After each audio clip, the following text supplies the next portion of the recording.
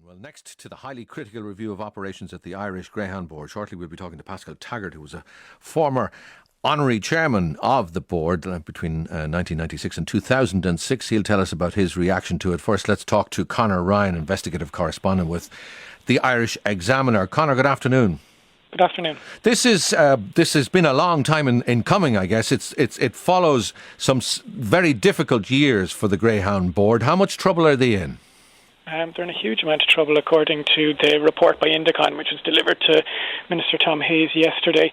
In effect, they're mired in debt and don't have the ability to repay it based on their own five-year strategic plan, which was released last year.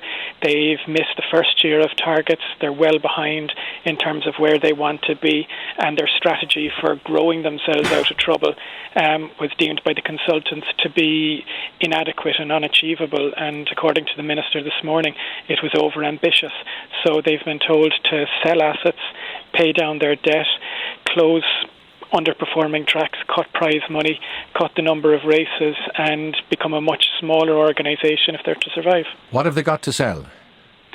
I suppose the jewel in the crown is Harold's Cross, valued on its books at about 7.6 million. Now, obviously, the Dublin property market is in flux at the moment, but the zoning is restricted, so it's a toss of a coin what you're going to get for it. But still, they're talking about an overall debt pile between a pension deficit and bank debt, which they're currently trying to negotiate with AIB of in excess of €30 million. So, a €7 million for Harold's Cross. Then you look across the country, and whereas the book value of their tracks and their assets is about 63 million, when they actually tried to sell a track in Limerick, the Old Markets Field in Limerick, it was put on the market initially. They thought they'd get close to 4 million or 5 million for it.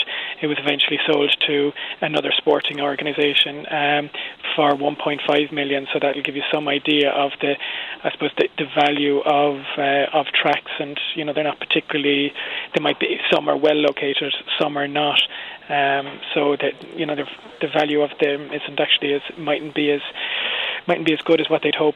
In terms of saving money, Conor, if they cut prize money and reduce the number of races at loss-making tracks, did that not hasten their demise? It is certainly, a reverse chicken and egg situation, but you are looking at it where if you don't have it, the bottom line is at the moment, the way it is there isn't enough people. The average attendance, according to the report last year, was 342 people per meeting. The entire organisation is heavily reliant on one track, Shelburne Park. The rest of the organisation and the rest of the tracks aren't able to support it, and there are certainly tracks that are costing a lot more to open and run races than they are if they shut down. And I think Newbridge was a case in point, which was closed down, and the IGB stepped in, saved it, reopened it, and is losing money by reopening it. So it's certainly a case of, well, what choice do they have? They have to pay down the debt that was built up because they decided to go ahead with the construction of the new Limerick track. They can't balance their books, so you're left in that situation whereby what do? You can't keep trading at a loss. The Controller and Auditor General has already put into its accounts that it can only trade as a going concern on the assumption that its revenues are going to recover and that its revenues are going to increase. And the review yesterday said that's certainly not going to be the case. So the Minister has given the IGB 3 months to come back with some kind of survival strategy about how it can implement the recommendations and plot some kind of future. And I don't think anybody really has the answer to that at the moment.